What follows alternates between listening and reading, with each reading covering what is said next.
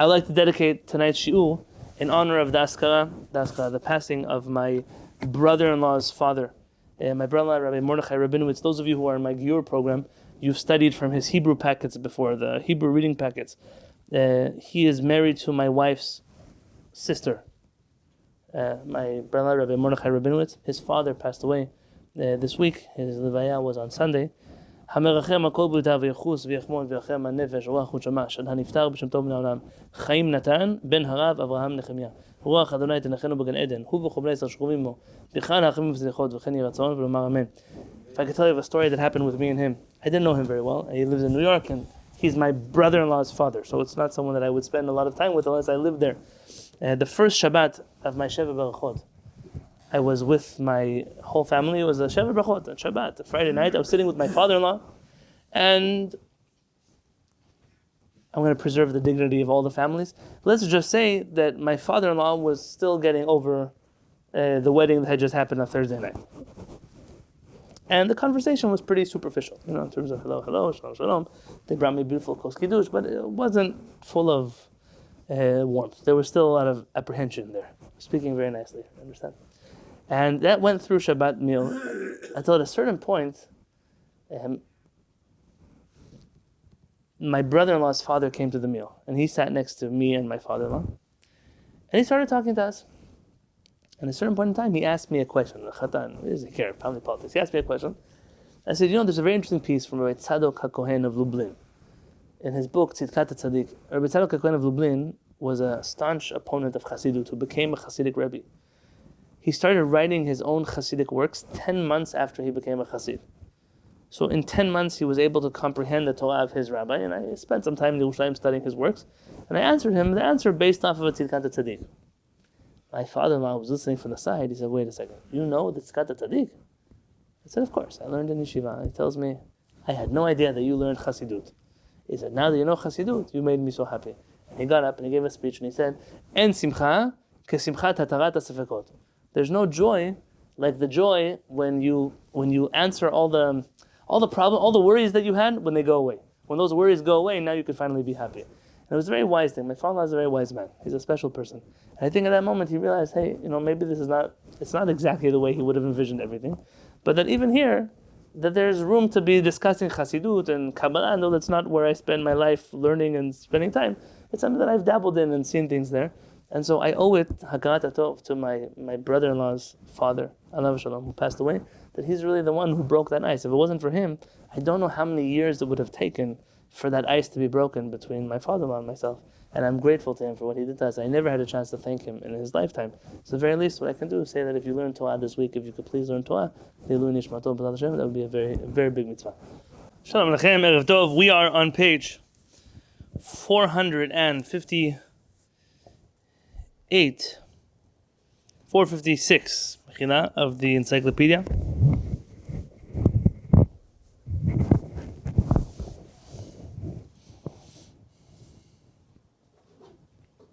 And we're discussing the life of Rabbi Yehoshua Ben Chanina. Rabbi Yehoshua is the rabbi who argued with Rabbi Eliezer ben Horkonos. If you remember that whole story, throwing him out of Sanhedrin, Rabbi Eliezer dying alone, all of that happened with his Bar Plugta, the one who stood opposite him, and that is Rabbi Yehoshua, who we've been discussing already, that we discussed him once, and this will be our second, B'ezrat Hashem, and final shiur about the life of Rabbi Yehoshua. And I told you there are elements of the life of Rabbi Yehoshua which we won't fully understand until we learn next week about the life of Rabban Gamliel.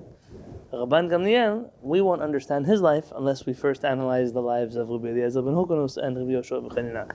So it's a little bit of a few moving pieces that we have to make sure we all remember what's going on. But if you recall, the last part that we discussed, last time we studied together, was that Rabban Gamliel had come to visit Rabbi Yehoshua in his home. And he noticed that Rabbi Yehoshua was very poor. And Rabbi Yehoshua tells him, if you see on page 456,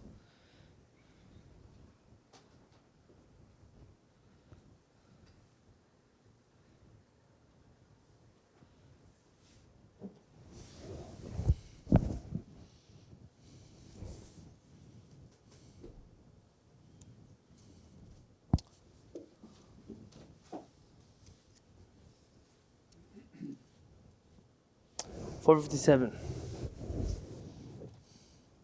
He tells them on the top, page 457, Oy ledor shata parnaso. Woe to the generation, Rabban Gamliel, that you are its leader. Shi ata yodea b'tzaran shel talmidei chachamim, because you don't know how bad the talmidei chachamim have it.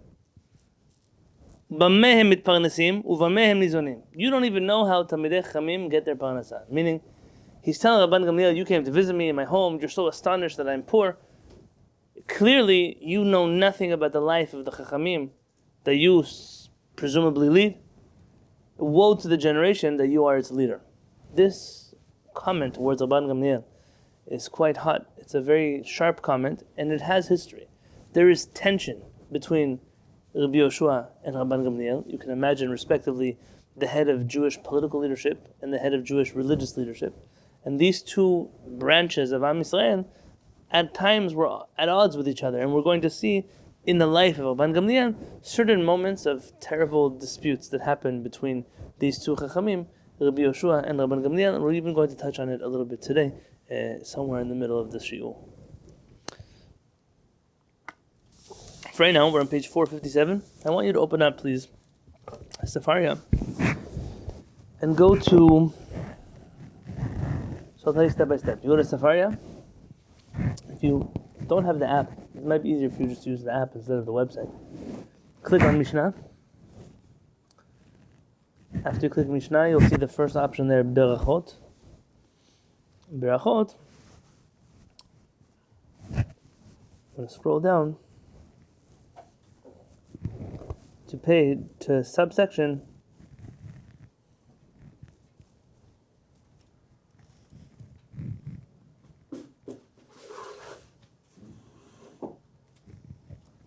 to subsection 3. The Mishnah has a dispute regarding the Amidah prayer, also known by the Ashkenazim most formally as Shemona Esrei. So if you don't mind just taking the kippah off the book.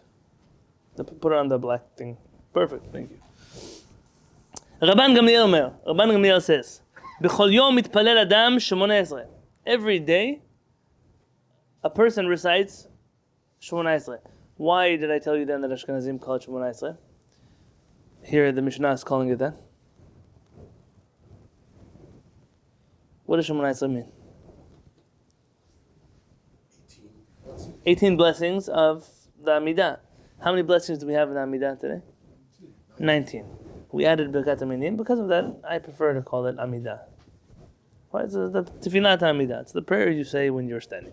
Rabbi Yehoshua Omer.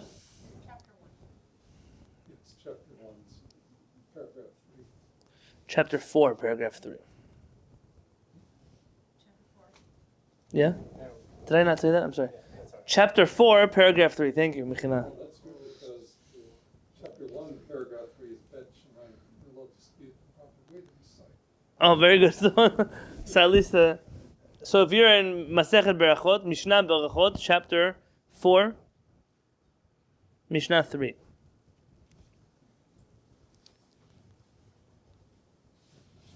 Rabbi Yehoshua Omer, Rabbi Yehoshua, that's our rabbi. He argues, and he says, Me'en Shemona Esrei, that a person should recite Me'en. What does Me'en mean? Is that? Me'en, okay. We use it somewhere else. We say a bracha that we recite. Birkat Hamazon, we have a blessing. Me'en Shalosh. What is Me'en Shalosh? Me'en Shalosh is like, it's almost like, it's like a bit of Me'en. Me'en Olam Haba. A little bit of it's a similar, meaning it's an abridged version of the Amidah. He says you should recite that blessing that is Me'en Shemona Esrei. Rabbi Akiva says, Im shegura tefilato befiv yitpalel Shemona Esrei, v'im lav Me'en Shemona Esrei. Rabbi Akiva holds the middle position between Rabban Gamliel and Rabbi Yehoshua. Again, you're going to find this a lot. Rabban Gamliel says one thing, Rabbi Yehoshua says another thing. Rabbi Akiva is trying to hold all the pieces together here. Rabbi Akiva is telling you, if you know the tefillah well, then say the long one. And if you don't, then you recite the short one. Without memory. Yeah, or even from memory. There are people who have a siddur in front of them, but they don't know how to read very well. So, Literacy. yeah, and they can fall into that category too. Now, tefillah, Me'en Shemona Esrei, today we call it tefillah Havinenu. You don't find it very often in Sidurim. Our rabbi said some pretty miserable things about people who say that tefillah for no good reason. I do have a copy of it in the Israeli Army Sidur. So in the Sidur given to Chayalim, they give them an abridged Amidah to say. Now, soldiers many times are exempt in the middle of war. Rockets are flying overhead. They don't have to pray at all. But in a situation where they can pray, but they don't have a lot of time to pray, then it may be warranted for them to say this tefillah me'en shevona Yisrael. So you see here that Rabbi Yehoshua, between the two opinions, is the more lenient of the two. Rabban Gamliel wants you to say a full-blown Amidah. And Rabbi Yehoshua tells you, say me'en shalosh. As much as we are familiar with Rabbi Yehoshua Ben Chanina as the strict personality that stood up against Rabbi Eliezer ben Hokanus, we have to now make a mental shift in our mind.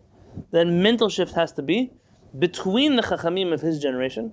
Rabbi Yehoshua was the most moderate of those Chachamim in the way in which he viewed halakha, in the way in which he hated chumrot. Rabbi Yehoshua Ben Chanina is really the one who's pushing for a balanced, moderate Judaism, and we're going to discuss those examples today. If you look in the next Mishnah, Rabbi Eliezer says, and we study this at the end of the life of Rabbi Eliezer, Ha'oseh tefilato keva, en tefilato tachanunim. Anyone whose prayer is fixed, you pray shachrit, you pray mincha, you pray arvit, you pray the same thing every single time, your tefillah doesn't count as real tefillah. And tefilatot tachanunim. You pray, but it's not praying, you're just reading. Tefillah is tachanunim, supplicating, requesting things from HaKadosh Baruch Hu. You don't do that by heart, you do that from your heart. Rabbi Yehoshua says, Hamehalech bimkom sakana mitpalel tefillah ketzara. Somebody who's walking in a dangerous place says a tefillah ketzara. By the way, later our rabbis discuss tefillat haderech possibly coming from here, but this is not the understanding of the Mishnah. Rather, Omer, what do you say? Hosha Hashem et amecha et she'erit Yisrael. Save Hashem, your nation, the people of Israel. B'chol parashat ha'ibur yiyu tzorchehem lefanecha. Baruch ata Adonai shomea tefillah. At every transition, the Gemara discusses what this ibur is. May their needs be before you. Blessed are you, Hashem, who listens to prayer. Now there's a little bit of a different tefillah from this recorded. Some kids are taught it in school. But the idea is there is an abridged tefillah, that if you can't pray for the reason you're in a dangerous situation, you say this sentence according to Rabbi Yehoshua, and it counts. You already fulfilled your obligation of tefillah. So Rabban Gamliel, it's not only in regular Amidah they're kind of fighting here, also here, Rabbi Yehoshua is proposing an abridged version. This is a summary of the whole tefillah. Is a HaKadosh Baruch Hu, protect your people of Israel, listen to their prayers. Back inside of our encyclopedia, don't close your Sefaria so quick. You know what? Let's do this already. Let's jump to Berachot, not Mishnah. Now you want to go back to the Sefaria main page. Click Talmud. Click Berachot. Go to page 27b.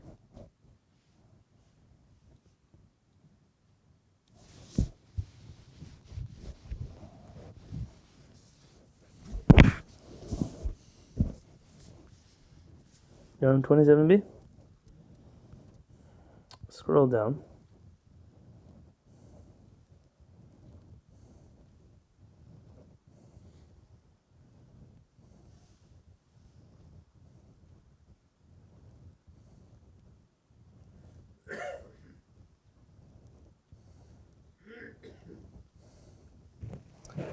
Excuse me, you said Sefaria?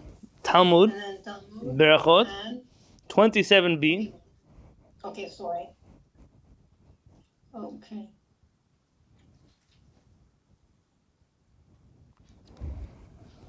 And subsection 13. The Gemara says, Tefilat ha'erev en la keva. We learned in the Mishnah that the evening prayer it's not fixed. Mai en la keva. What does it mean it's not fixed? Ilema di'i bai mitzaleh kulei Aliyah. If it means that you could say the Amidah the whole night. Which Amidah are we talking about? Arvit, right? If it means you could pray Arvit the whole night, litneh tefilat ha'erev kol halayla. It should have said that you can say Arvit the whole night. Ela mai en la keva. Rather, what does it mean? And I mean that must not be the reason for why it says the tefillah is not fixed. What does it mean? Section 14. Keman de amar. It's like the opinion who says tefilat arvit reshut. That arvit is a reshut. What is a reshut? Not obligatory. It's not obligatory. It's an optional tefillah. Shacharit, you're obligatory. Mincha, obligatory. Arvit, according to this opinion, it's optional. Damar Rav Yehuda Amar Shemuel. Rav Yehuda says the name of Shemuel. Tefilat Arvit, Rabban Gamliel Omer Chova. By Arvit, Rabban Gamliel says it's an obligation. Rabbi Yehoshua Omer Reshut. And Rabbi Yehoshua says no. Arvit is not an obligation. Arvit is an optional prayer. Amar Abaye. Abaye says, Halacha k'divrei ha'omer chova. The law is like the one who said that it's an obligation, meaning like Rabban Gamliel. V'Rava Amar, Rava says, Halacha k'divrei ha'omer reshut. Halacha is like the one who says it's optional. Tanu Rabbanan, our rabbis taught. Ma'aseh b'talmid echad sheba lifnei Rabbi Yehoshua. There was a student who once came before Rabbi Yehoshua. Amar lo, the student tells Rabbi Yehoshua, Tefilat Arvit, Reshut or Chova? Tell me, Rabbi, the evening prayer, is it optional or is it mandatory? Amar le, what should Rabbi Yehoshua tell him? Reshut, that's his opinion. It's optional. Ba lifnei Rabban Gamliel, this student came to Rabban Gamliel. You always have students with this problem. They go and ask many rabbis the same question and then start to make problems between them. There are people who call me for halachic questions. And if they're from our kehillah or from our larger kehillah, fine, I'll answer them. If somebody I know is calling me from another neighborhood, I said, call your rabbi. No, but I want to hear your answer. I said, I'm going to tell you what your rabbi is going to say. Your rabbi is going to tell you X, Y, and Z. Why? Because it's not my business. I don't work for you. I didn't answer your questions. I don't know you. You don't learn with me. There's no need for me to answer your question. Rabban Gamliel, Amar lo, Tifilat Arvit Reshut Chova. Says, Rabbi, is Tifilat Arvit optional or is Tifilat Arvit mandatory? Amar lo, what does Rabban Gamliel tell him? Chova. Why? That's his opinion. Rabban Gamliel, he holds consistently that Arvit is a Chova. Amar lo, he tells him, V'halo Rabbi Yehoshua Amar li Reshut. But Rabbi Yehoshua just told me that it's optional. Why are you going from one rabbi to the next rabbi and then telling what the other rabbi told you to contradict the rabbi here? If we were studying this completely in Agadah, we would spend more time on this personality. V'alo Rabbi Yehoshua Amar li Reshut, Amar lo, hamten, wait a minute, ad sheyikansu ba'alei terisin levet midrash. Wait until those who come with the shields, wait until they come to the Bet Midrash. Who are those? Talmidei Chachamim. Wait until the Chachamim gather in the Bet Midrash. Why are they called ba'alei terisin? It's an interesting question. And you could say, very superficially, that those who go to war for Torah, they carry the armor of soldiers. Subsection 17, כשנכנסו בעלי תריסין, when the Talmidei Chachamim entered the Bet Midrash, עמד השואל ושאל. So what do they do in the Bet Midrash? They have a Q&A. Because that's the way Chachamim learn Torah. People would get up and they would ask in front of the Bet Midrash questions, and the Chachamim would answer them. So this person got up and he said, Rabbi, I have a question. This is different than Pilpul. No people. Which people? No, I'm saying it's not. I don't hear about this in discussing Beta Midrashim. I hear about Pilpul. Pilpul is a method of study. Not necessarily a style of teaching. It's a method of study in which you take two things and compare them and contrast them. Here, this is the way in which Talmidei Chachamim are answering questions is people would come to the Bet Midrash, the students would ask questions, and that's what would lead the Bet Midrash in conversation. Like we did here a few weeks ago, we had a situation like that at a Q&A. It wasn't the topic of the shiur. Yeah, that was the Bet Midrash. That's how Bet Midrash works. So here, the same thing. This student gets up and he asks his question again. Tefilat Arvit Reshut or Chova? Honorable rabbis, is Arvit optional or mandatory? Third time's the charm. Amar lo Rabban Gamliel, Chova. Rabban Gamliel answers. Why does he answer? He's the Nasi. He's the prince. He answers. He says it's an obligation. Amar lehem Rabban Gamliel Chachamim. Rabban Gamliel tells the Chachamim, Kelum yesh adam shecholek b'dvar zeh. Is there anybody here who argues with me on this matter? Amar le Rabbi Yehoshua, lav. Rabbi Yehoshua says no, nobody argues with you. Amar lo, Rabban Gamliel tells him, V'halo meshimcha amru li reshut. In your name, they said that you told people that Arvit is optional. What do you mean you don't argue with me? It's you that said that it's a reshut. Section 18, Amar le, Rabban Gamliel tells him, Yehoshua, he doesn't even call him rabbi. Yehoshua, amod al raglecha. stand up on your feet, v'ya'idu b'cha, and let them testify that that's what you said. Amad Rabbi Yehoshua al raglav v'amar. Rabbi Yehoshua stood up on his feet and he said, Ilmale ani chai v'hu met. If I was alive and he was dead, yechol achai la'achish et hamet. I could say that he was lying, and then I'm living, he's dead, there's no one to answer for him, so I could just tell you that what you heard is wrong. V'achshav shani chai v'hu chai, but because he's alive and I'm alive, he'ach yechol hachai la'achish et hachai. How can a living person say that another living person is wrong? Meaning, I'm caught. You caught me. That's exactly what I said. Haya Rabban Gamliel Yosef v'doresh. Rabban Gamliel sat down and continued teaching. V'Rabbi Yehoshua omed al hagav. All the while, Rabbi Yehoshua is still standing on his feet. Why is he standing on his feet? He told to stand. He didn't tell him to sit. Ad sherinenu kol ha'am v'amru lechutzpit haturgeman amod ve'amad. Everyone started murmuring among themselves. That's very disrespectful. What Rabban Gamliel is doing to Rabbi Yehoshua, he's punishing him in front of the whole community. And they told Chutzpit. Chutzpit is his name. Very interesting name, by the way. They tell Chutzpit the Meturgeman. Meturgeman is a translator. Not necessarily a translator, but what happened, almost like a loudspeaker. He sits here, he speaks. Huge auditorium. So he speaks, and there's somebody who announces for the rest of, or he's explaining to the rest of the community. The Meturgeman is an interesting job. It's the person who he's announcing whatever the rabbi said at the rabbi's table. They tell him, stop. And he stops. Amre, the Gemara says, Ad kama netzarev v'nezin. How long will Rabban Gamliel continue oppressing, hurting Rabbi Yehoshua? Berosh Hashanah ishtakad tzareh. So this is already the next sugya, which is Rabban Gamliel's life. There are a number of places in which Rabban Gamliel publicly humiliates Rabbi Yehoshua. And this seems to be the straw that breaks the camel's back. The nation finally says, listen, once is once, twice is twice, but now it's already a big deal. It's consistently hurting Rabbi Yehoshua. We have to do something about it. What the nation does and what happens to Rabban Gamliel is going to be the topic of next week's shiur. For right now, we're pausing over here. Okay? But here you find a situation where Rabbi Yehoshua, out of respect to Rabban Gamliel, is being quiet about his opinion. But ultimately, his opinion is that Arvit is optional and not mandatory. Again, you see a person who's towing a line of halakha that is not excessively stringent. This is his style of teaching. Let's go back to the encyclopedia. Don't close Safari. We're going to get back to it very soon. If you look at the bottom, yeah. Af belimud haTorah, 457. Even when he learned Torah, lo haya min hatofsim et merubeh. He was not from the people that said you have to learn so much. Shoneh Adam sheteh halachot b'shachrit u'shtayim b'arvit. Rabbi Yehoshua prescribed, how much does the Rambam say you have to learn every day? The Rambam.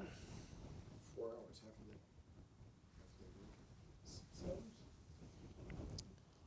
Every day, all night. Let's open up Laws of Talmud Torah. Halakha, Mishneh Torah, Torah study. You have to l'shalesh adam limudo, meaning you have to learn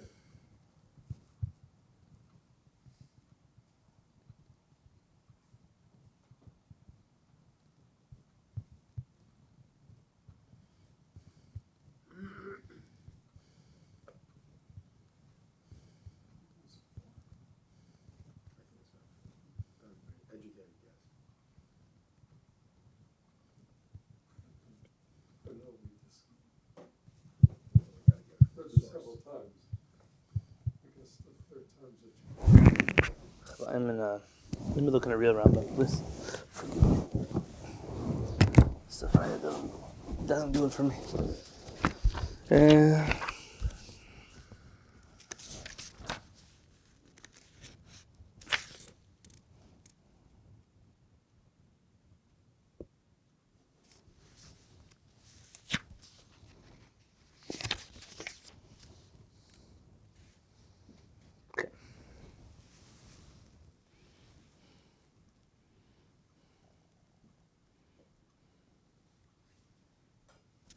Look in the laws of Talmud Torah, and I'll do it with you. So go to Talmud Torah. This is the Rambam. You click Mishneh Torah. Then you go to Torah study. Click on chapter 1.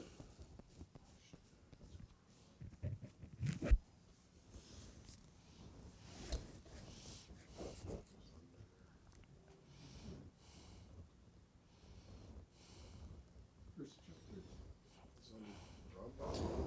So click Halacha. Click Mishneh Torah. Click Laws of Torah Study. Chapter 1, Halacha 11.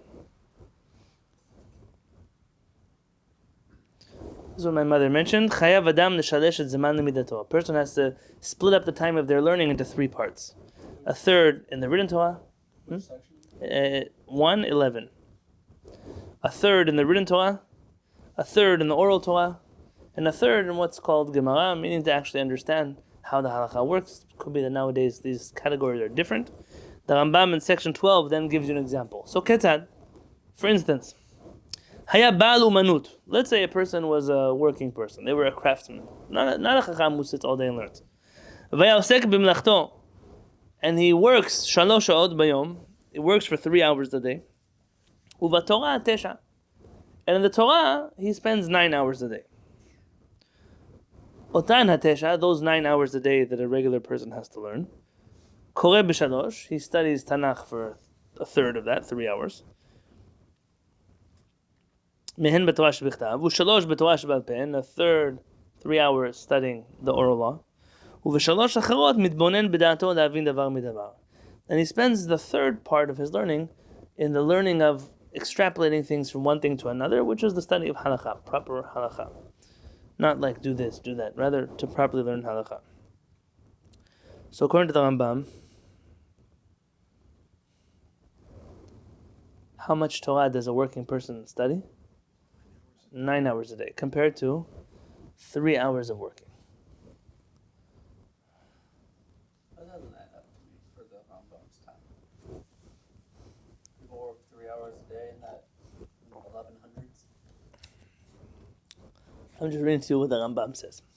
Paid $500 They were all lawyers, yes. So, here, Rabbi Yehoshua is suggesting a different regimen of Torah study. Look inside your encyclopedia, 457, in the middle of the page. Shoneh Adam shtei halachot b'shacharit. A person studies 2 halachot in the morning. U'shtayim b'arvit, and 2 halachot in the evening. V'osek b'mlachto kol hayom, and you work in your trade the whole day. Malin lav kilu kiyem kol haTorah kula, and they will consider it in heaven that you studied Torah the whole day. So study Torah in the morning, study Torah in the evening. And you have to understand when he says to study 2 halachot and 2 halachot, it doesn't mean read a sentence, go work. Study 2 halachot means to actually study something well, two little somethings, yes, and then go to work the whole day. Then in the evening, before you go to sleep, again to study Torah the same way you did in the morning. This way you fulfill the mitzvah v'hagita bo yomam v'layla. You have to learn Torah day and night, so in the daytime and the nighttime. Correct? And the Rambam, by the way, tells you that the Torah, most of the Torah that you gain in your life, you study it at night. The Torah that you study at night is superior to the Torah you study in the day. The Rambam, look on the laws of Talmud Torah. Where we're in right now. And so here you find Rabbi Yehoshua is suggesting perhaps a more reasonable way for a person who has a trade to learn Torah in the morning, in the evening. What is the idea behind this? The idea behind this is that a person is constantly involved in Limud Torah. In the morning they're involved in Limud Torah. In the evening they're involved in Limud Torah. And that way, even though I may not actively be sitting and learning Torah, I'm learning Torah. The Pele Yoetz, Alav Shalom, he says that it used to be, in the olden days, people used to get more parnasah than they get today. This is the reason, is because of the Yetzirah. So what happened? So you go to an old Sephardic village and you find a person who has a store. What do they sell in the store? Candles. Great, they sell candles. What happens? They're sitting in the store waiting for a customer to come. While they're waiting for a customer, what do? Very good. They study Chok Yisrael. Chok Yisrael, they do a little bit of Tanakh, a little Mishnah, a little bit of Talmud, some Zohar, some Rambam, Shulchan Aruch, some Musar. That's what they do. And in between customers, they would keep looking at the book. So what does the Yetzirah do? He's sitting to learn Torah? Let me send someone to interrupt him. Oh, he's learning Torah again? Let me send someone to interrupt him. He's learning Torah again? Let me send someone to interrupt him. He said it used to be that the Yetzer Hara was involved in sending you a lot of customers. He said, what happens now? So people sit over there and they read the newspaper, they speak Lashon Hara. He didn't know about Facebook or Instagram or TikTok or YouTube or whatever else. He didn't know what else people do with their time. He says, so now the Yetzer Hara doesn't have to send you any customers because you're already doing the Yetzer Hara's job for him. So why should he interrupt your watching of Netflix if anyways you're wasting your time? He's okay with that. He doesn't have to send you customers. So if people would start learning more Torah at work, they would realize their work would get much busier. There's a book. You know what? Let me see if I can find this for you on Sefaria. I did not intend to teach this to you today, but so I don't know how to find this in the Sefaria. But there's a famous Ashkenazi Chacham. His name was Rabbi Avraham Danzig was his name. Rabbi Avraham Danzig. Danziger in English. He was from the city of Danzig. He was the rabbi there. He wrote a book in Halakha called the Chaye Adam. You may have seen it before. Chokhmat Adam, also he wrote. This was the main work of Halakha in Ashkenaz before the Mishneh Torah and the Aruch HaShulchan, before that generation of text. This was the main text of Halakha that Ashkenazi Jews used to use in those countries. Rabbi Avraham Danzig didn't serve in any official capacity as a rabbi. He was the Chacham, but he made his parnasah by traveling and selling things and buying things, and he was a merchant. In the introduction to his book in Halakha, Chaye Adam, he says, V'hinei yadati, I know, ki yitlachashu alai, that people are going to whisper about me. They're going to say, this man, yadanu bo shu mesocharei haaretz. He is just a regular merchant. He's a businessman. V'torato matay naaset. When did he have time to study Torah? Meaning he can pretend to be some posek, some rabbi. We know that he's a working guy. He's not a Talmid Chacham. And he writes, you should know that when he travels, he always takes with him a Mishnah, Gemara, Halakha, Tanakh. Always he's taking books with him. And even the times that he's away from his books, it says that if you leave me one day, the what the Torah says, if you leave me one day, Yomayim ezvecha, I will leave you for 2 days. Right? That there's a certain curse with the Torah. You stop studying, it's even harder to get back to it. It's not like anything else. You just put a bookmark and tomorrow you continue. It doesn't work like that. You leave the Torah for 1 day, 2 days you're going to leave the Torah also. It keeps getting further and further away from you. Says the Chaye Adam, that's only true about a person who leaves the Torah. But somebody who takes the Torah with him, and just because of work or because of life or because of stress or finances or children or whatever it is, they're not able to study Torah as much as they would like. But if they had a moment they will study Torah, the Torah, not only does she not leave them, but she stays there waiting for them to come back. That's how I became a Talmid Chacham. I mean, I was a person who everywhere that I went, even if I knew that I'm only going to have 5 minutes this weekend to study something, I still took a book with me. You should tell about yourself. When you go places, do you take Sfarim with you? You go away for Shabbat. How many books do you take with you? And you always wonder that day you're packing up your trip, I didn't even read any of these books. It's not the point. The point is that you took them with you. The point is that you said, if I will have the time and the menuchat nefesh and the headspace to study, I will study. That type of person never really leaves the Torah. The Torah is with them in everything that they do. It could be that they're not actively learning as much as they would like, but just the fact that they would like to actively learn Torah more is enough of a reason that the Torah that they do study stays with them. This should be a chizuk for anybody who struggles with, I wish I could learn more, but I don't learn as much as I wish. It depends why you're not learning as much as you wish. It's because of laziness, or because you don't want to learn Torah, or because of whatever else. That's your problem. But if it's because you really try, and in between your things that you do in life, you grab a shiur here, you grab a Torah there, then those things tell about you that you are a person who, when you have free time, what do you choose to do? You choose to learn Torah. What do you choose to do? You choose to be sitting here in the Beit HaKnesset at night when other people are at home. You choose to be here. That choice that you make means that the Torah's relationship with you is, you've never abandoned me, so why would I leave you? And the Torah stays with you. When we, God forbid, leave this and we stop doing this, then already we have to be concerned with ourselves that the Torah will also treat us the same way that we treat her. I saw a beautiful quote. It said that if you look at a person's library, they said that buying books and reading books are two different hobbies. Not all the books you buy do you actually end up reading. But that if you look at a person's library, you can tell who they really wish they could be. And I think there's something very powerful about that. You look at a person's home, and you see the books of Torah, you see books of whatever it is they're involved in. even if the person never finished all of those books, the very fact that they choose to surround themselves with chokhmah, with wisdom, this type of thing allows for a person to say, this is, if I had all the time in the world, this is where I would like to be. These are the people I would like to be hanging out with. And I think it's not for nothing. In the last generation, the Lubavitch Rebbe Alav Shalom had a few different campaigns. One of his campaigns was a Bait Maleh Sfarim, a home full of books. The idea behind it, and that's obviously not pshat in the Mishnah. The Mishnah says your home should be a home of assembly for Chachamim. You should have Chachamim in your home. Why? All kinds of reasons. Very simply, when you get close to the Chachamim, your children see the Chachamim, you also have a greater chance in the world of being a Chacham. But he said something else, that there are places in the world, imagine where you live now. How many opportunities do you have for big Chachamim to come sit in your home? Dayanim, Rashi Yeshiva. How often does it happen? Very rarely. So what's the alternative to that? To bring all those Chachamim to your house. You sit in your home, and who lives in your home? You pay rent, but you're also hosting Maran Rabbi Yosef Karo, the Ramah is sitting with him. You have the Rambam in your home. You have Rabbi Chaim Natan in your home. You have Rav Shalush in your home. You have all of these Chachamim in your home. You have Rav Kapach in your home. You have all the Avuziels in your home. All of these people whose books you have are in your home also. There's something to be said about the value of that.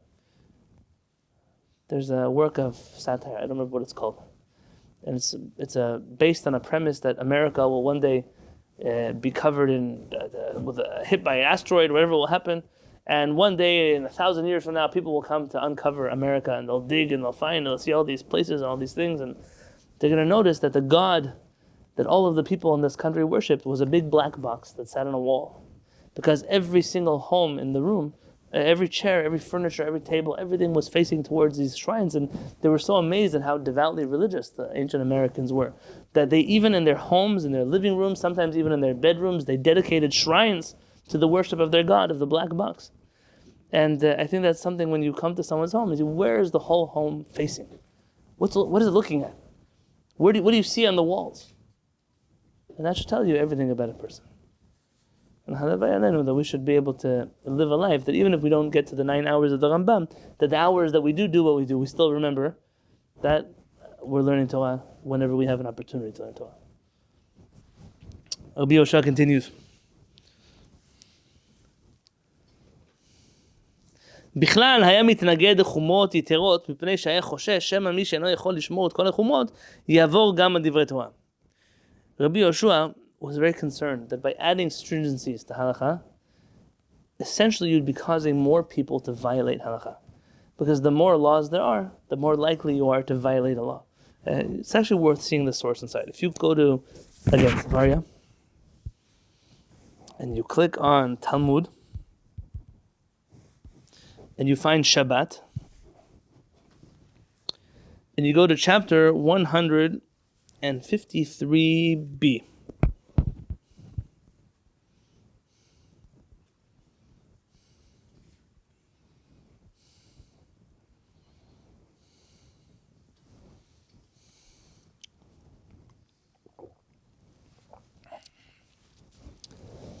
Yeah, 153b of Masechet Shabbat. Talmud Bavli, you click on Shabbat, and you go to page 153b, I'm in subsection 5. There was a conversation in the Gemara now about all kinds of decrees that Chachamim made. In this case, it was a decree in accordance with Bet Shammai. And the Chachamim of the later generations were having a disagreement whether it was a good thing that our rabbis made more decrees, or was a bad thing that our rabbis made more decrees. Tanya, we learn. Rabbi Eliezer Omer. Rabbi Eliezer says, Bo bayom, on that day that they made that decree, gadshu se'ah. They measured with a large overflowing se'ah. Meaning, it was a good thing that the rabbis made more decrees in the laws of Shabbat. It was a good thing. Rabbi Yehoshua Omer, Rabbi Yehoshua says, Bo bayom, that day, machaku se'ah. They thought they were adding, but really they were taking away. And they ended up measuring with a minimal se'ah. In section 6, Tana, it was taught, Mashal de Rabbi Eliezer. Let's find a parable that can compare to the teachings of Rabbi Eliezer. Lema davar domet, what is his stance similar to, that adding to halakha is good? There's a famous motivational speaker who mentions this mashal. You take a cup full of this and you add that, and the next thing is the cup really full, and he shows you, no, if you add sand, the cup is really, there's more room. You know what I'm talking about? You've heard this mashal? Yes, from Masechet Shabbat. Look here. L'kupa mela'ah kishuin. There's some kind of container, maybe a basket, that is full of squash, v'diluin, and gourds. Adam noten letucha chardal. A person now adds mustard seeds there. V'hi machzeket. And it also holds the mustard seeds. Understand? I have a cup, and the cup is full of walnuts. Yes? Can I put any more walnuts in there? My cup is full with walnuts. Can I put more walnuts? No, it's done. But what if I take sesame seeds? Can I pour sesame seeds here? They'll fall between, they'll still fill up. So when a cup is full of walnuts, is the cup really full? Of walnuts. But there's really more room. Now, once I put all those sesame seeds, can I still take water and pour it in there? Yes, but there's still more room. What Rabbi Eliezer is saying is the more you add, there's always room to add more. Rabbi Yehoshua disagrees. Mashal Rabbi Yehoshua. Let us bring a parable that explains the approach of Rabbi Yehoshua. Lema davar domeh, to what is this similar to? La'areva mile'ah devash. There's a big container that is full of honey. Noten letocha rimonim ve'egozim. You put in the honey, it's a bowl, it's holding honey right now. You put pomegranates and walnuts. Why? I don't know. You wanted to store them in the bowl. You wanted to decorate the bowl with the honey. Vihi miki'ah. What happens when you take a bowl full of liquid and you add solids into it? It overflows. Says Rabbi Yehoshua, if you push people too hard, ultimately what's going to happen is they will overflow. They won't be able to hold exactly what it is that you're trying to get them to do. And here Rabbi Yehoshua is teaching us something fascinating. Rabbi Yehoshua's approach to halakha fits very much in line, by the way, with the approach of most of Chachamim Sfarad, which is that a Judaism that is too rigid, that is too hard, you think you're catching angels. But really what you're causing people to do is give up hope that they'll ever be able to observe halakha at all. You've made halakha and a halachic lifestyle so unattainable that people don't say, oh wow, there's always room for me to do more. People don't feel that way. People feel, you ask me to do one more thing, I'm at my breaking point. I can't do anymore. And therefore Rabbi Yehoshua says on that day that they added decrees was the day that they overflowed the bowl, meaning the day they caused more Jews to violate Shabbat instead of more Jews to keep Shabbat. This machloket, I would argue, still exists today. There's nothing new under the sun. These are things that we've been discussing and arguing about for years and years and years. And I think that anyone with experience in the world and looks at the world will know that only one of these approaches is correct. And the approach of the danger of overflowing instead of filling more is very real. We see it all the time. We see people that are pushed and they're pushed and they're pushed and they're pushed, and suddenly they say it's the straw that broke the camel's back. It's really that. What are they adding? They're adding a gezerah. What's that? Not a big deal. But that little thing that you think is not a big deal, it's the straw that broke the camel's back. He's already carrying trees, carrying rocks, carrying suitcases, I don't know what he's carrying, and then now you put a little twig on top and you broke the camel. Why? Wasn't this, you put too much on him. How much can you expect already from the camel to do? This style of Rabbi Yehoshua, I hope, is painting him for you in a different light than when we see him as the antagonist in the story of Rabbi Eliezer. In his own, he is leading Am Yisrael on a path of moderation. Let's continue. Let's look at the next Gemara. Keep your Safari open. Go back to the Talmud. Click on Bava Batra. So it should be a little bit farther down the page. So click Safaria, Talmud, look for Bava Batra. There are 3 Bavas. Make sure you find the right one.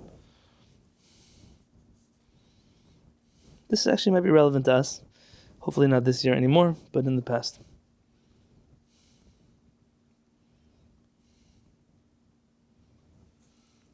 Let's look in section 10. Tanur Banan. No, so we're on page 60b. I tell you that? Sorry. We're in Talmud Bavli, Bava Batra, page 60b. 60b. In subsection 10.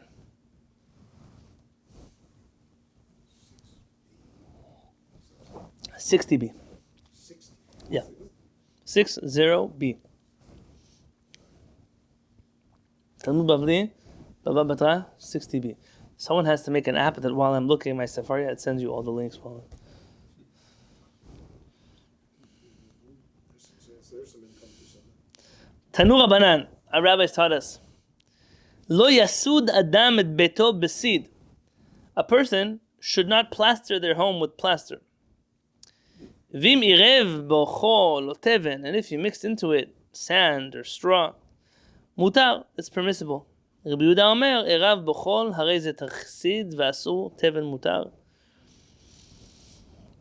He makes a differentiation between different types of materials you plaster your wall with. This all relates to a famous halakha that since the Beit HaMikdash has been destroyed, it is forbidden for a person to fully plaster their home, meaning to fully paint their home. There has to, That little corner. right, that little corner that is left unpainted, unplastered, whatever it might be. Now, if you're renting a home, or you don't have to go, according to most Muslims, you don't have to go and destroy a part of the wall. But when you're coming to redo it, it's really important. Now, when it says where you put it, different Chachamim understand either opposite the door, so you see it when you come in, or on top of the door. Either way, there's a discussion among the. I didn't come to talk about this halakha. Look in section 11. Tanu Rabbanan, a rabbi's taught. K'shecharav habayit b'shniya. When the Beit HaMikdash was destroyed the second time, Rabu Perushin b'Yisrael. The pietists, the ascetics, that's the word? Perushin are like us, but they're not really like us. And they're Pharisees, but they're extreme Pharisees. They're parshu, they were abstaining from things in the world. They were, ascetics, that's the word. Shelo le'echol basar, and they said that since the Beit HaMikdash is destroyed, we will no longer eat meat. V'shelo lishtot yain, and we will no longer drink wine. What does this remind you of? Which halachot? Okay, close, fine, very good. But where something that you practice today? Very good. Oh, yeah. The 3 weeks, the 9 days, not to eat meat, not to drink wine, the origins come from this sugya here. So from when the Beit HaMikdash was destroyed, many ascetics started appearing in the Jewish people that wanted to mourn the destruction of the Beit HaMikdash in all kinds of ways. Not to eat meat, not to drink wine. Nitpal lehen Rabbi Yehoshua.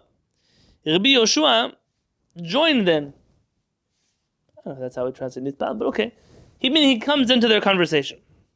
Amar lehem banai, he tells them, my children, mipnei ma atem ochlim basar ve'en atem shotim yain. Why don't you eat meat and drink wine? What's the reason?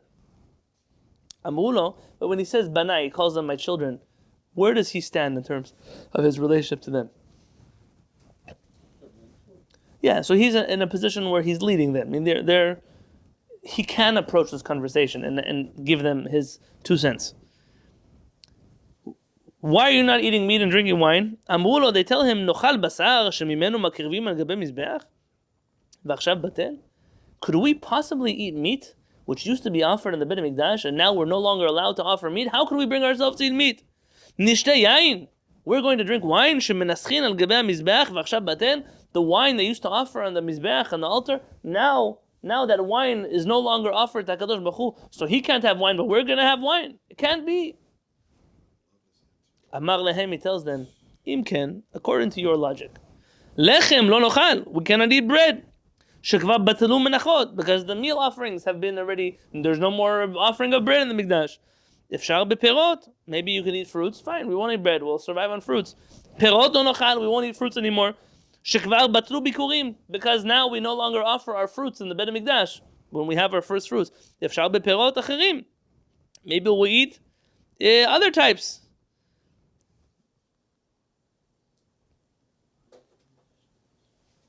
Mayim lo nishteh, we won't drink water. Shekvar batel nisuch hamayim. Maybe we'll stop drinking water. We'll stop eating fruits. We'll stop eating bread. Why not water? Because they're no longer offering water in the Beit HaMikdash. So what does it mean? There's nothing in the world we can eat anymore. We should all die of starvation. Shatku. They were silent. Meaning, they were silenced by his answer. Amar lehen banai, he tells them, my sons, Bo, come. V'omar lechem, and I will teach you. Shelo litabel kol ikar i efshar. It's impossible not to mourn at all. Shekvar nigzera gezera. Because there's already been a decree. There is what to mourn. You can't pretend the Beit HaMikdash is not destroyed. Ulihitabel yoter midai i efshar. And to mourn too much is also impossible. She'en gozrin gezera al hatzibur. אלא אם כן רוב ציבור יכולים לעמוד בה. This is a very important rabbinic rule, and it connects directly to what Rabbi Yehoshua taught us just a few minutes ago in the laws of Shabbat. It is forbidden to place a decree on the public, which the public will be unable to uphold. By the way, in the last few years, we've been discussing policies and public policies and mandates and rules. One word of advice that people could take from our Chachamim: there are certain things that you can legislate, certain things you can police, and other things that you cannot police. And it's very wise to know what you actually have power over and what you don't. In the moment in which you are making rules that people inevitably won't follow, you're causing all the rest of the rules to become a mockery also. This is very important. When you have to know, it's not a matter of right or wrong. It's a matter of you have to know that ultimately the law only works if people follow it. And if people feel that, hey, I'm trampling this law, then all the rest of the laws go out the window too. It's why there's a famous teshuvah of the Rivash. Rivash was one of the famous Chachamim. And he wrote that if a Chacham comes to a city and he sees a minhag that they've been doing for a very long time, but that minhag, it's not a good minhag anymore. What do you mean it's not a good minhag? It has some kind of side effect to that minhag that violates even a minor rabbinic law. It says the job of the Chacham to get rid of that law. He must. That's his choice. We're going to discuss this in the Pelevetz in a week or two from now. The Rivash says, but there's only one time a Chacham should not get rid of a minhag. If he fears that by getting rid of a minhag, even a bad minhag, that might cause people to stop following halakha entirely. If the rabbi can get rid of halachot, then we're also getting rid of halachot. If that's the way they're going to look at it, it's better he should let them do whatever minhagim they're doing wrong, because this community are not a reasonable group of people to which he can share halakha with. It's more dangerous for him to teach them the right halakha than to teach them, than to just let them do the small mistake they're doing. Is that a difficult thing to accept? Absolutely. Is it true? I think we've all experienced it in our life. Inside of Kehillat HaShamayim, there's certain things we could talk about and share and say that we know that if we were to present them to the rest of the world, those people would not have any ability to digest information that is being shared with them.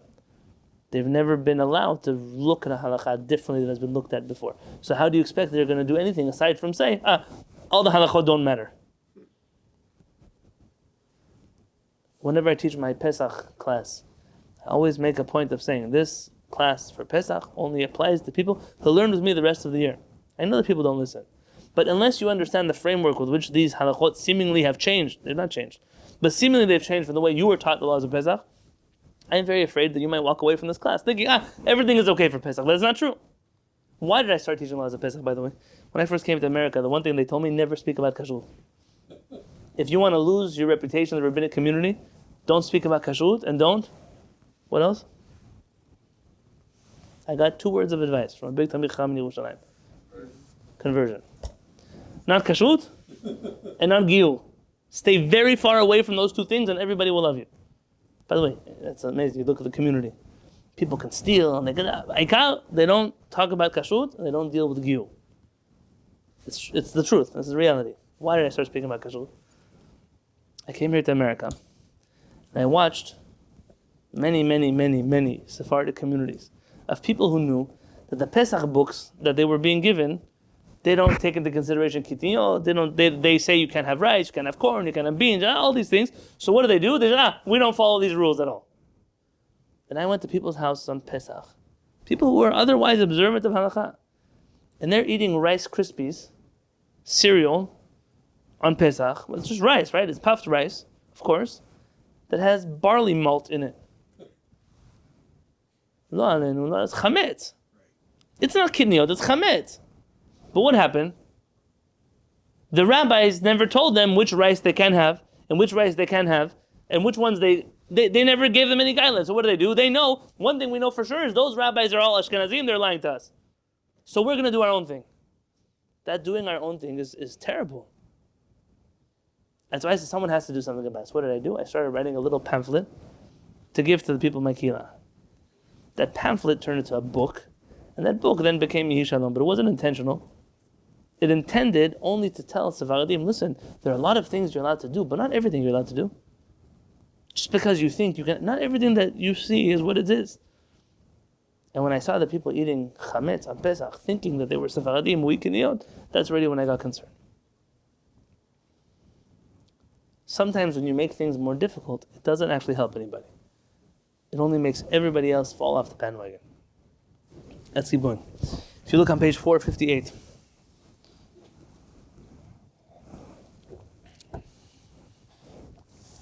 Let's look at just a couple more teachings of Rabbi Yehoshua Ben Chanina, and we're going to call it a night. This is one of my favorite teachings in the world. So if you open up again Sefaria, click on Mishnah, or I'm going to try to make sure I say all the subcategories here. Go to chapter 3. Which Mishnah?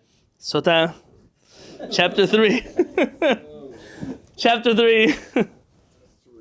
Okay. Mishnah, Sota, number 3. 3A?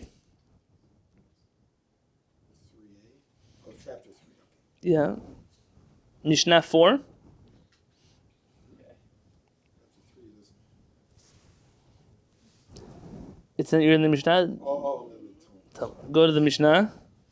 Click Sota.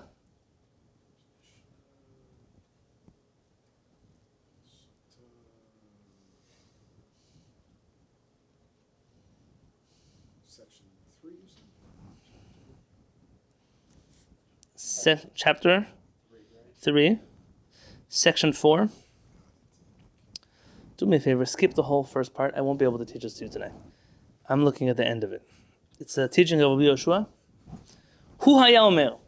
He used to say, Rabbi Yehoshua, Chasid shoteh. What is a Chasid shoteh? A foolish, crazy, stupid, pious man. V'rasha arum. Rasha arum is a trickster of a wicked person. V'isha perusha. And an abstinent woman. Umakot perushin. And those Pharisees which wound themselves. Why are they wounding themselves? Okay, it could be like that. They're so afraid of looking at women that they keep walking into walls and doors and hurting themselves. So this is a new problem? It's not a new problem. Harei elu, these people are, here it says, mechale onam. These people are destroyers of the world. Let me double check in my Mishnah. I recall there being a vet over there. Yeah, the Rambam writes, mevale onam. That's great. I'm glad I didn't forget that. Harei elu mevale onam. These people are the destroyers of the world. So if they're a group of people that destroy the world, these are them. Now, the Gemara might explain what is a chasid shoteh, a righteous fool, who destroys the world. I mean, they're so righteous, but they're also so foolish they destroy the world. There are those who explain it's a certain kind of man who sees a woman drowning in the river. He doesn't want to save her life because he can't touch her. He can't touch her. He's one of those, he lets her drown. He's one of the people who destroy the world. Literally, his actions, his religiosity destroys the world. Learning Mishnah, it is crucial to learn it with a commentary of the Rambam. Baruch Hashem, the Rambam didn't leave us commentaries on everything. But on the Mishnah, he left us commentaries. Now, the commentary that you have here, if you click commentary and go to Rambam, you're going to go to the standard translation of the Rambam. I don't wish to say anything about this translation aside from not all who translated the Rambam did a good job at translating the Rambam. So I want to read to you from HaRav Kapach's edition, which is not found in Sefaria. This is his translation of the Rambam. Chasid shoteh, says the Rambam. I brought this in my book in the second chapter of Yehi Shalom. The Rambam says, Amru b'Talmud. The rabbis of the Talmud explain, what is a chasid shoteh, a righteous fool who destroys the world? Inyano ha'hagzama b'zehirut u'vadikduk. It is a person who is so particular about halakha in an exaggerated way. It's too much. Ad shenimas be'enei bnei adam, until he becomes abhorrent, repulsive in the eyes of other people. It's somebody who's so religious that he puts off other people from Torah, from mitzvot, from Judaism. You just see, oh, wow, that guy's crazy. He is being very particular about halakha, but he's crazy. Ve'oseh masim, and he's the epitome of this man is one who does things she'eno chayav bahem, that he's not obligated to do. V'keilu amar shoteh b'chasiduto, and that's exactly what Rabbi Yehoshua means when he says he's a righteous fool, meaning his righteousness is foolish. The things that he does, he doesn't have to do. He does all kinds of chumot, but HaKadosh Baruch Hu didn't know about those chumot. Moshe Rabbeinu didn't know about them. The Gemara didn't know. The Rambam and Shulchan Aruch didn't know. So how does he know? New chumot. ואמרו בגמרא שבת ירושלמי. And the rabbis tell us in Masechet Shabbat and the Yerushalmi, כל מי שהוא פטור מדבר ועושהו נקרא הדיוט. Anyone who is exempt from something and still chooses to do it is called a hediot. An ignoramus. Meaning, says the Rambam, that the definition of a chassid shoteh is not the guy who's so crazy that he won't save a woman from the river. Hopefully, even the crazy religious people of today will save a woman from a river. I don't know if that's true, but hopefully they will. Here what he's saying is that people whose whole religiosity is so off-putting that they destroy the world in their religiosity. I think we are full of a generation like that. I mean, this is something that is as real as it ever has been. Like you said on Shabbat, you don't need to be machmir and listen to the Rambam. There are people who say that. Yeah, that's right. But it's the other direction of here. You should be, if you want to be machmir somewhere, I could show you.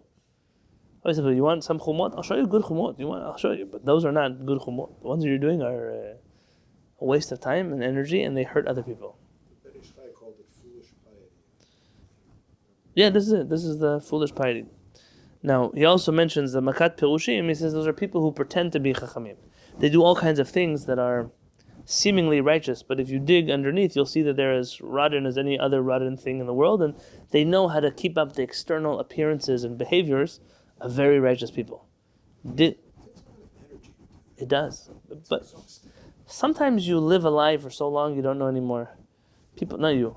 People are like caught up in a, and it helps when you're part of a community. That community help you live your life. And you know who knows the best? Children. Children are the best lie detectors in the world. They know. You know they say about that guy in the Beit Knesset. He tells his kid, "Shh, don't talk in the Beit Knesset." Moshe, what were you saying again? You know, there's certain the father who shuts you up in the Beit Knesset, but he himself talks. Why is he shutting you up? He's a hypocrite. Kids know when their parents are being hypocrites. They know when their parents are liars. They know. The Shla Kadosh writes that there was a Sephardic Chacham in Yerushalayim who all his children came out to be tzaddikim. And he asked the children, how did you all become tzaddikim? He said, our father, whenever something bad would happen in the house, we'd break something, we'd hurt someone, whatever it was, he would say, he lined us all up against the wall. And he would say, whoever is going to tell me the truth will not get in trouble. But the one who lies to me, I will find out if you lie to me. You don't want to know what's going to happen to him. So we were taught from a very young age that it's worth it to tell the truth. And that made us into tzaddikim. HaRav Peretz quotes this in the back of his book. Something that, by the way, I hope my children will be tzaddikim like this man. I've tried with my children. My home, the same rule. What's the problem though? The problem is the rest of the world doesn't function with that rule. So in my home, if my child tells me, Abba, I broke something, listen, I get upset, but not at him. He told me the truth. He could have chosen to lie. There's no consequence to lying, to telling the truth. You tell the truth, you tell the truth, walk away. If you have to say sorry to somebody, your brother or sister, you have to say sorry. But in my home, when a person tells me the truth, they get off the hook. Sometimes people think I'm crazy for it. I want them to know there's a value to telling the truth. The problem is when they go to the world, they go to school. The teacher, who did it? You say that you did it. The first thing that happens to you is they throw you to the principal's office. You're in your real life, who did it? You get in trouble. So it's a hard thing to tell them that in our home we try to be anshe emet, but outside in the street, what does it say? With much trickery you must win a war. That's the Mossad slogan. It's a pasuk from Tanakh, but that's their slogan. Let's look at another teaching of Rabbi Yehoshua. Almost our last one. It says Rabbi Yehoshua, it's a good story. Let's do a story. I will end with that. If you go to Masechet Derech Eretz, who here knows what is Masechet Derech Eretz? It's one of the minor Masechtot. So if you open up Talmud and you look at all the way at the end of the list, there's minor tractates. You see that? Sefaria, Talmud, minor tractates. It says tractate Derech Eretz Rabbah. That's the one word. There's two. There's Rabbah and Zuta. We're in the first one here. Right underneath Avod Rabbi Natan. Yeah, you see that? And I'm in the end of chapter 5.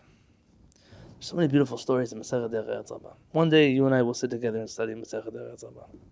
If you want to read something at home, read chapter 2. Not chapter 2, section 2 of chapter 5. But I'm now reading to you chapter 5, section 3. So I'm in chapter 5, subsection 3.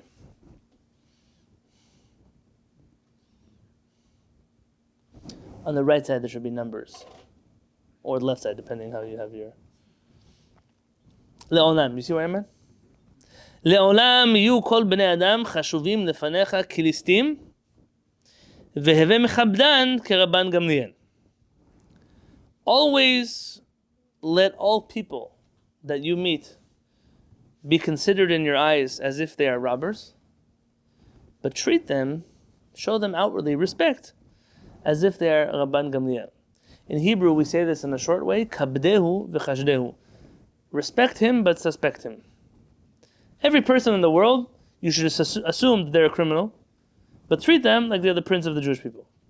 I mean, don't allow your thoughts that they might be a criminal to interfere in the way you treat them, but make sure that around them you defend yourself responsibly, meaning, because even though that you might treat them well, they might actually be a criminal. And they're going to tell you a story now that happened with Rabbi Yehoshua. U'maaseh Rabbi Yehoshua. It's one of my favorite stories in the whole Talmud. The story about Rabbi Yehoshua. Shehishkim etzlo adam. That a certain person came to him early in the morning. V'natan lo achila u'shtiya, and he gave him to eat and drink. Ve'elahu lagag dishkav. From my understanding, what happened in Texas started the same way. The Beit Knesset allowed for this man to enter in a good way. They were doing good. They were doing chesed to him, and he abused that chesed. He gave him to eat and drink. Ve'elahu lagag, and he took him up to his roof. What do I mean to his roof? Very good. So, like, in New York, they have these apartments. They're smaller than this Beit Knesset. They pay $10,000 a month, and they have lofts over there that people sleep in them. My brother used to live in one of those things. I always joke that when him and his wife would have a child, all they need is to get one of those wall shelves from Home Depot, drill it in the wall. They could put a kid. That's also another loft. Every kid, they could add a shelf to the wall. So this is the same thing. You have, imagine like in a barn, you have a loft up there that everyone sleeps in. So he sends them up to the loft to go sleep. V'natan sulam mitachtav. And how do you get up to the loft?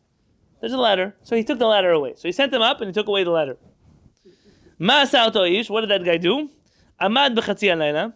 So really this is happening at night now, the story. Not really in the morning. Why it says that? It's a good question. And the man stands up in the middle of the night.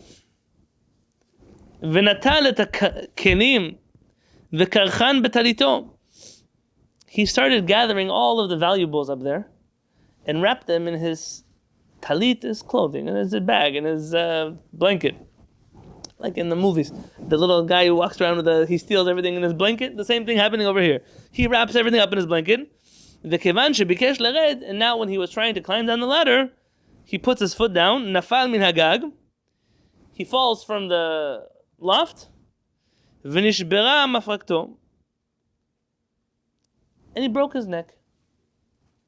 So he thought there was a ladder. It was dark. There were no night lights. He didn't have a phone with a flashlight. He stepped down where the ladder was supposed to be, holding all these things, and he slipped, he fell. There was no ladder, and he broke his neck. The next morning, Hishkim Rabbi Yehoshua. Rabbi Yehoshua woke up.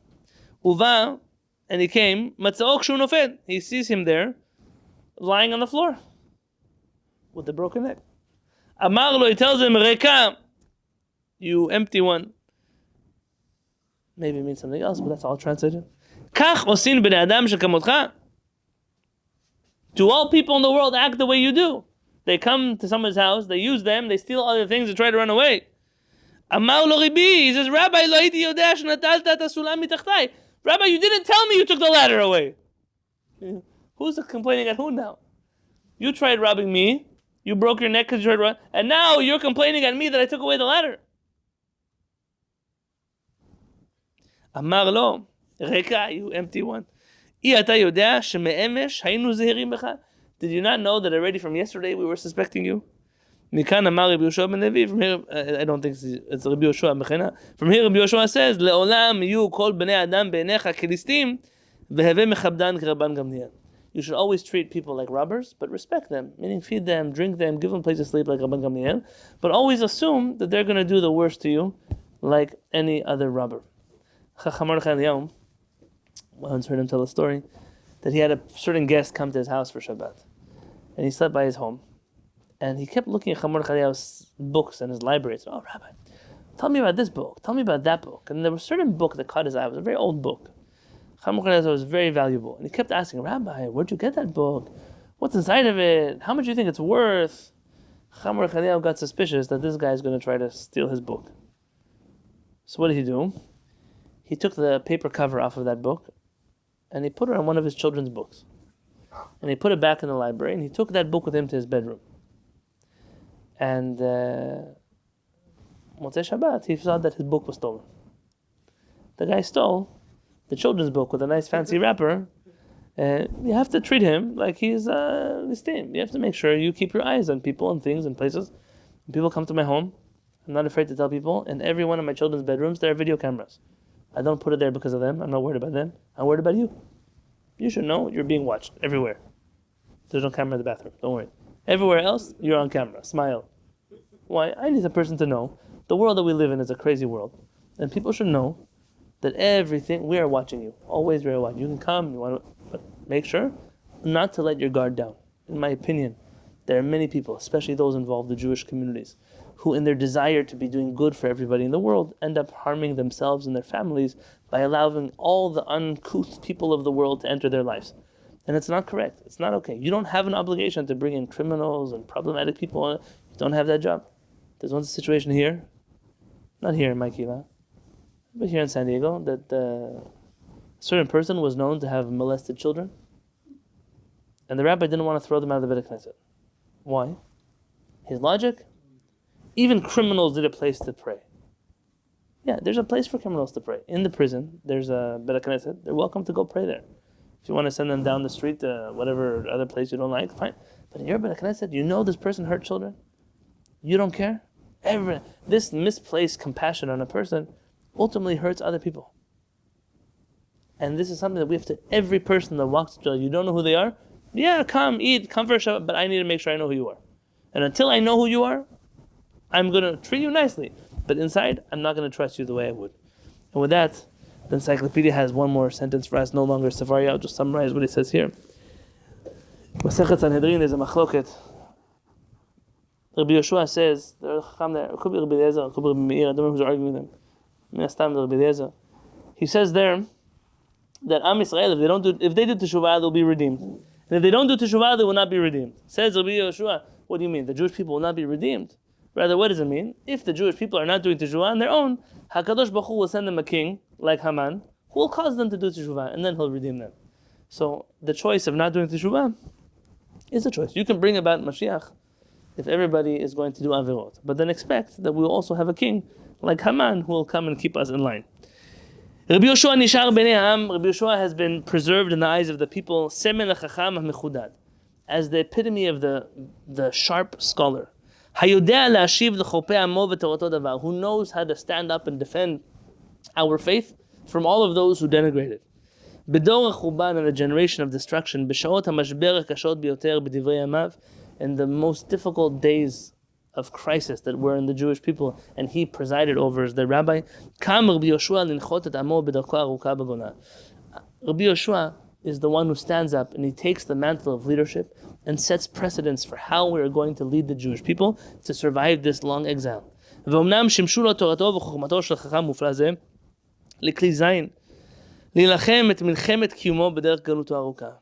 Yehoshua used his Torah and his wisdom as a weapon. Perhaps a different weapon than other weapons that we've used in our history, but as a weapon to ensure Jewish survival in what was going to become one of the longest and most bitter exiles. I think when you look at a personality like Rabbi Yehoshua, and you look at him where he tells us last time, that you have to be wise and not fight the Romans, because right now the fact is that we're in front of a lion. If the lion chooses not to eat us, then we should be lucky to be alive. There are times where we do fight. People despise our faith. They denigrate our faith. We have answers. There are Chachamim who know the answer. There are times where being stringent and throwing Rabbi Eliezer out to save the Jewish people is what's called for. And there are times to be lenient and to make halachot that are moderate and to fight against chumot. There are times for everything. And a true chacham is somebody, Ezu chacham haroeh et hanolad. Who is wise? He who sees the future. Who knows exactly what move needs to be made now in order to save the future. If a person has ever played the game of chess, when my boys were very young, it was the beginning of COVID, I think. We were home a lot and I don't know what to do with them. How much can you learn? How much can you read? So I taught them how to play chess. If they still remember, I don't know. But I taught them how to play chess. And the purpose of this game, I don't think you should waste too much of your time playing chess. A little bit, fine. I still remember. Thank you, Hanan. I'm glad you still remember. What I taught them is this game, it's not about the move you're about to make right now. It's about the move you're going to make 10 moves from now. To know that the piece you move now, it's important, but not as important as that other piece you're trying to move, and you're looking at the whole board and where is he going and where is that going. It's to know how to think in the future. In order to be a Chacham, at the very least, a Talmid Chachamim, is to look and say, I know which move needs to be made now to make sure that in 10 generations, in 100 years, and wherever it's going to be, that Jewish people will still be following halakha. And sometimes it looks like I'm taking a move backwards. Sometimes it looks like I'm giving up on a piece. Sometimes it looks like I'm playing too hard over there when I should be playing. But that's what a Chacham does. A Chacham knows which part of the game you play in order to achieve the desired result. And HaKadosh Baruch Hu bless us with the wisdom of Rabbi Yehoshua Ben Chanina. B'ezrat Hashem.